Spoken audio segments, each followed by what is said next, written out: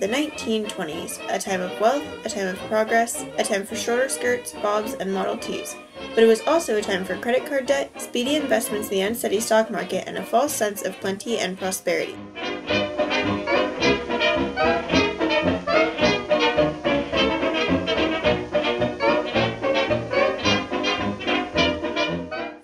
With the end of World War I came great prosperity in the United States. The men were back to work and there was much to be celebrated. Mass parties were thrown all hours of the day, complete with the then illegal alcohol. Women ditched their long dresses and flowing hair for above-the-knee skirts and boyish locks. Classical music was replaced by rowdy jazz and dance clubs popped up throughout the nation. Smoking was no longer just for the men. The new woman of the 1920s boldly asserted her right to dance, drink, smoke, and date, to work her own property, to live free of the strictures that governed her mother's generation. She flouted Victorian-era conventions and scandalized her parents. In many ways, she controlled her own destiny. Joshua Zeitz.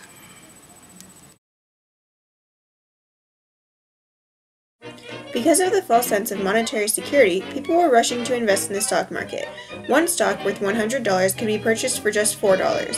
People poured their money into the stock market and, for a time, prospered. But the stock market was extremely unsteady during this time. Eventually, in 1929, it crashed, taking everyone's money with it. Let me remind you that credit is the lifeblood of business, the lifeblood of prices and jobs. Herbert Hoover. Another reason the decade of the 1920s was actually detrimental to the economy was credit card debt. For the first time, people did not have to have money in their hands to make purchases. Cars, houses, party supplies, and everyday items were now purchased on credit, racking up hundreds in unseen debt. The invention of credit in the 1920s became a major ordeal for the United States. People, no matter who you were, almost every family or person had credit. These people in the United States could use the credit to buy almost anything they wanted, from a house to a car to any everyday object in the grocery store. The people thought that this was the best way to go because if they hadn't gotten paid yet right away, or their paycheck was coming to them soon, they could just use their credit to buy something if they were lacking in funds.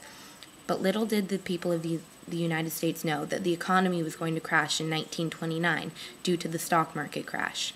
So, the people ended up in a world of hurt due to their credit because they weren't able to pay it off when they lost all of their money in the stock market crash of 1929.